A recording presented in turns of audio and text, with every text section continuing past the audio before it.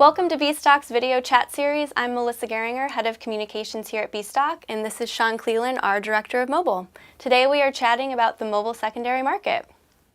Let's jump in. Sounds good.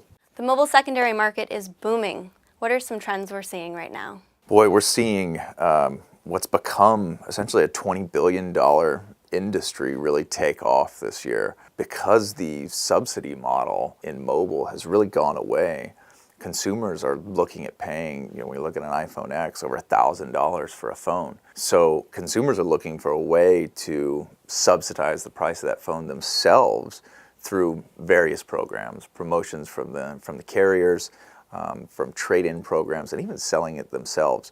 So there's a lot of inventory that's entering the mobile secondary market coming from consumers. And we're seeing even the OEMs react to it with the price of the S9, the iPhone X, and even iPhone 8. I mean, those are substantial price points.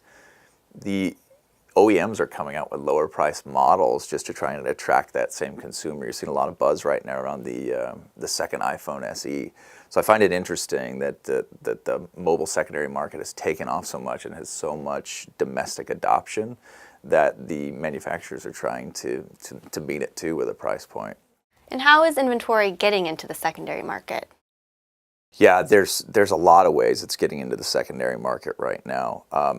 One of the simplest ways is just returns. I don't think we really think about it all that often, but carriers get returns of phones just like major retailers get returns of other products. So you've got things like customer remorse, broken phones, all the way down to just, hey, I'm out of my contract, but I kind of want to get this back, and customer service is going to take care of them. So returns is a major piece of that, and there's so many other channels like trade-in. Trade-in has really picked up, like I said before, with customers trying to subsidize the price of those expensive phones. You're seeing what's called ITAD, or IT asset disposition. There may be a fleet of phones out when a company with their employees, and there's companies out there that go back and get all that inventory and then resell it in the secondary market. And you've got refurbishment and insurance as well. So there's multiple ways this product is getting into the secondary market. Each one of those sources has its kind of unique challenges, but there's a customer demand for all of that, which is cool. And what is bstock doing differently than some of these other channels? bstock, I think a couple of the big things, number one is transparency. You're seeing what used to be very manual processes where a company would say, hey, I've got all these phones, and solicit pricing for it, a very old school way, like an RFP, or even sending out over email.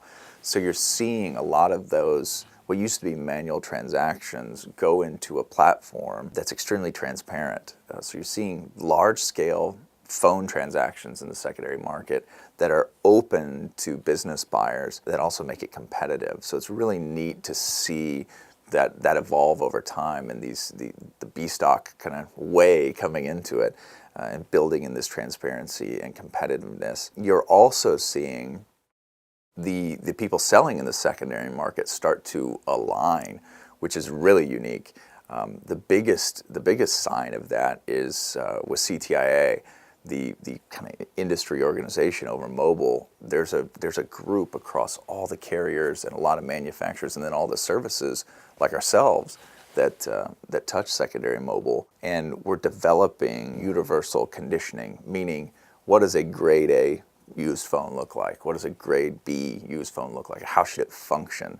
So you're seeing a group of people come together and really start to define that, which is a very big change. And bstock we're in those conversations, and we'll be one of the first markets to actually enforce it and support it, which is that's a big difference from the other way product is sold in the secondary market. And how does R2 certification come into play? That's kind of a big buzzword right now. It sure is. So R2 comes into play. It's a great way for the people selling the devices, the carriers, the service houses, for them to protect themselves. There's certain restrictions and standards for what the buyers will have to do to the product, albeit data wiping, or if it needs to be recycled or pulled apart.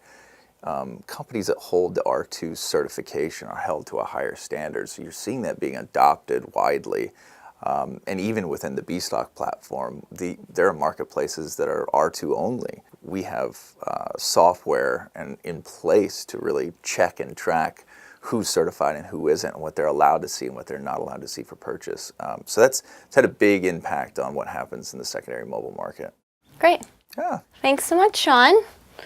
For more information, you can stick around and watch Sean's demo or visit bstock.com.